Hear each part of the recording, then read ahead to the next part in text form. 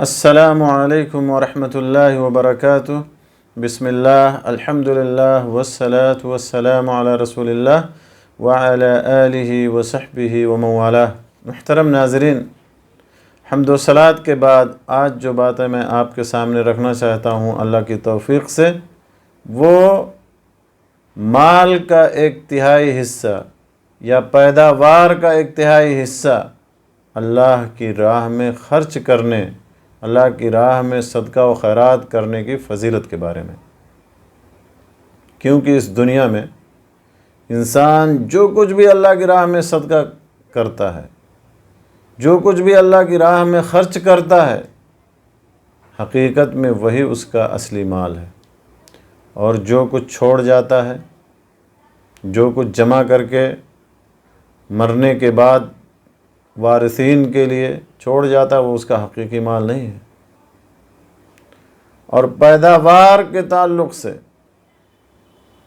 اگر کسی کو اللہ تبارک و تعالیٰ نے نوازا ہے کھیتی باڑی سے، باغ باغیچے سے، اور اس سے جو اناج اور غلہ پیدا ہوتا ہے، جو پھل اور میوہ پیدا ہوتا ہے، اس پیداوار میں اگر ایک تہائی حصہ اللہ کی راہ میں خرچ کرتا ہے، اللہ کی راہ میں صدقہ و خیرات کرتا ہے، تو اس کا مقام اور مرتبہ اور اس کا اجر و ثواب بہت ہی بلند ہے۔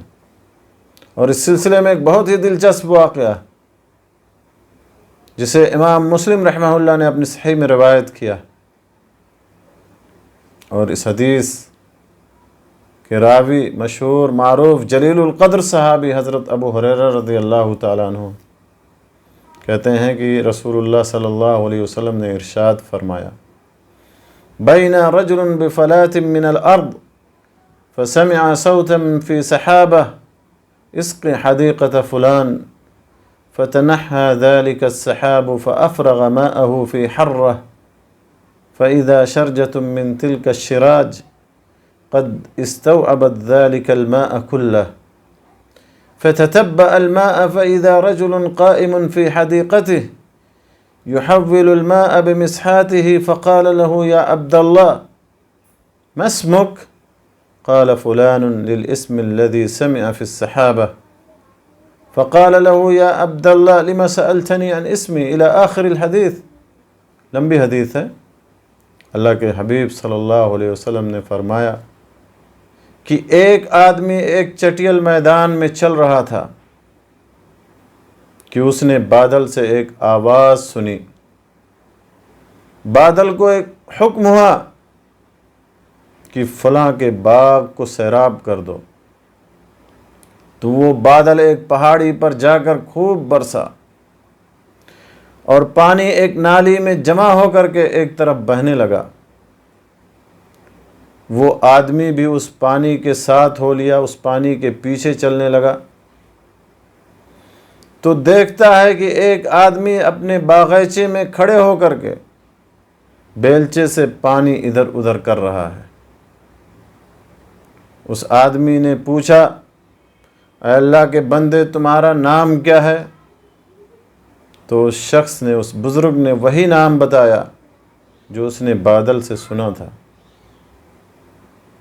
بادل سے جو آواز آئی تھی اور جس کا نام لیا گیا تھا، وہی نام اس نے بتایا۔ اس بندے نے، اس شخص نے اس آدمی سے پوچھا کہ تم میرے نام کے بارے میں کیوں پوچھ رہے ہو؟ اس نے جواب دیا کہ میں نے بادل سے آواز سنی تھی کہ جاؤ فلاں شخص کے باغ کو سیراب کر دو، اور وہ نام یہی نام ہے جو تم بتا رہے ہو۔ تم اس باغ کی پیداوار کو کیسے تقسیم کرتے ہو؟ اس باغ کی پیداوار کو کیسے بانٹتے ہو؟ تو اس بندے نے جواب دیا، جس بندے کا نام لے کر کے بادل کو حکم دیا گیا تھا کہ جا کر کے فلاں شخص کے باغیچے کو سیراب کر دو، اس بندے نے جواب دیا، سنیے کیا جواب دیا، کہ اس باغ کے میں 3 حصے کرتا ہوں۔ اس آدمی نے کہا فَإِنِّي أَنظُرُ إِلَى مَا يَخْرُجُ مِنْهَا، باغ سے جو کچھ پیدا ہوتا ہے میں اس کو دیکھتا ہوں. فَأَتَصَدَّقُ بِثُلُثِهِ وَآكُلُ أَنَا وَعَيَالِي ثُلُثًا وَأَرُدُّ فِيهَا ثُلُثَهُ، اخرجہ مسلم.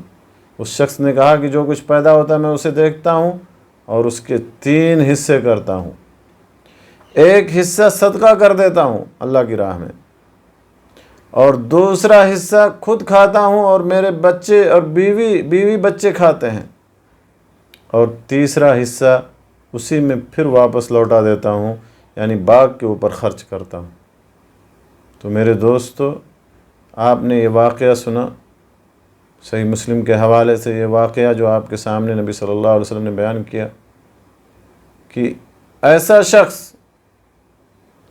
جو اپنی پیداوار کا 1/3 حصہ اللہ کی راہ میں خرچ کرتا تھا، اس کے لیے اس کے باغ کو سیراب کرنے کے لیے بادل کو حکم دیا گیا کہ جا کر کے اس کی بادل کو سیراب کر دو. تو میرے دوستو، اللہ کی راہ میں صدقہ کرنے اور اللہ کی راہ میں اپنی پیداوار کا، اپنے اناج اور غلے اور پھل اور میوہ جات کا 1/3 حصہ اللہ کے راہ میں خرچ کرنے کا یہ مقام اور مرتبہ.